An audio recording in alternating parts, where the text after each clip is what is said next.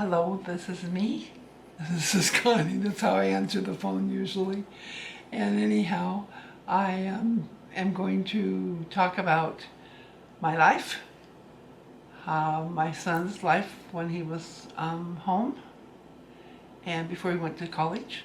And I'm going to talk about my grandkids and just all of the weird things that we did that we didn't think were weird. But anyhow, it's kind of funny because the kids don't quite understand what I'm talking about when I talk about different things. You know, as far I got a cough. What do I do? Excuse me.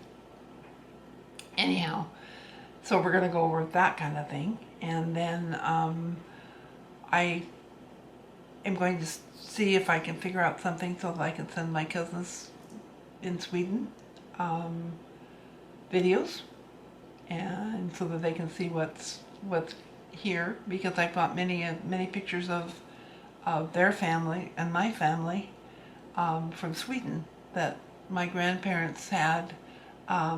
They had from their relatives sent pictures of beautiful pictures of the beautiful dresses and things that people always took when they wanted to just send something over that they couldn't see. And that was better than, I mean, now all you do is just punch a button and you've got computer pictures. I mean, it's just absolutely fantastic. When my grandparents left Sweden, they left their my grandpa had 5 brothers and sisters, and he had 2 sisters and 1 brother. No, 2 sisters, and that doesn't count up. 2 sisters and 2 brothers, because he was one of the 5. And he came to the United States 5 years before my grandma did. And then when he came back to Sweden to pick her up, and my mom was 2 years old when he left, and then she was 8 years old when he came, so she had to really get reacquainted with him. And then when he got here, then they went to where there was a farm and relatives and everything like that. But even going on the boat, they couldn't sleep on the same level. They had to.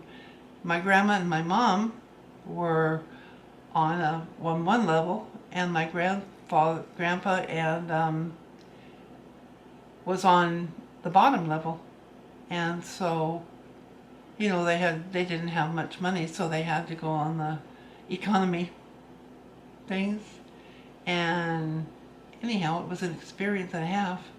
I think they were on the boat 3 weeks, and my grandma was sick the whole entire time.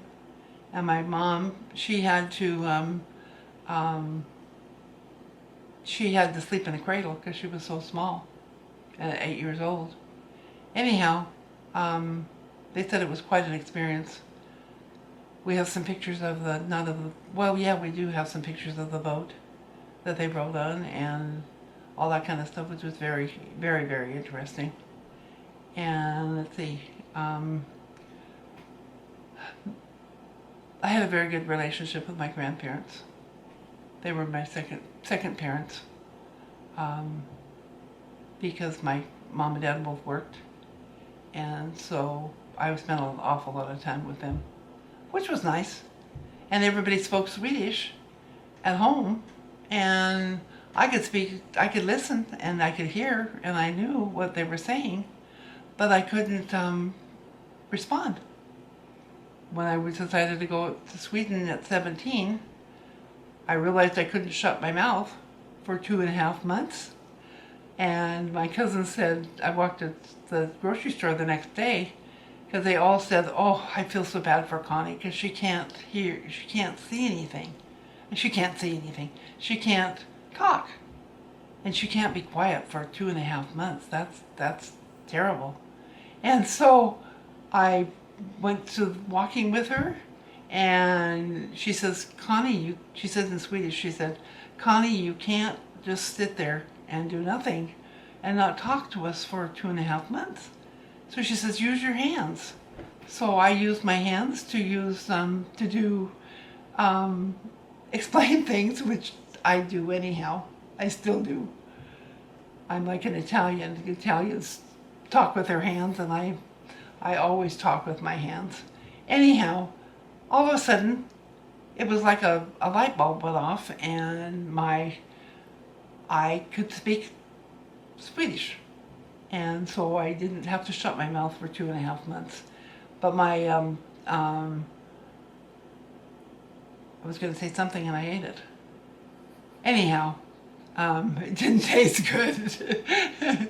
But anyhow, I know what I was going to say. I was going to say that I was able to, am now able to speak Swedish. I can read it, and I can do all the kinds of things that I need to read, write, and speak. So that makes it really fun to write back and forth to my cousins.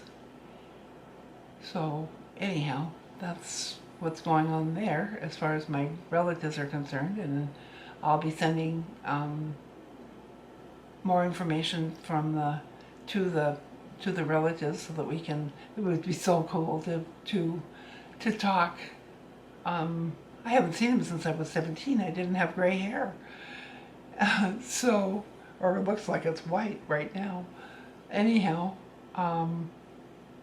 my cousin and I we've been, her name is Eva, and we were responding back and forth like a pen pal for many years, and we'd never met. And it was, when we did meet, it was just like we were meant to be. Oh, one thing I have to tell you that was funny on the way through, I wore my baccalaureate outfit, which was a suit at that time, and little shoes with heels about that big. And I thought I was really, the cat's meow, I thought I was looked really cool. Anyhow, I got on the plane, and the hat kept running into the where you put your luggage, the carry-on luggage type thing, and because it was probably about that high, and then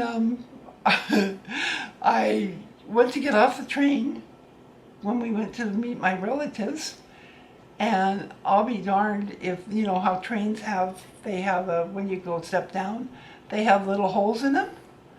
Well, Connie was not graceful. I got my heel stuck in the hole, and so how to meet your relatives for the first time in my life, and they had to come get my foot out of the hole. So anyhow, I made a very good entrance into Sweden. But it was funny. They never let me forget it though. But it was really fun. Anyhow, let me see, what else am I going to talk about? I got lots more to say about my grandparents and my family over there, our family over there, because it's amazing how sometimes we look like each other and sometimes we don't. I know I look more like my dad's side of the family than my mom's side of the family, but I also look kind of like my grandma, which is a compliment because she was a very nice lady. And then let me see, what else? I ate what I was going to say. Got to remember that I'm done. That's it. Okay. How did I do? Did I sound like a dork? No.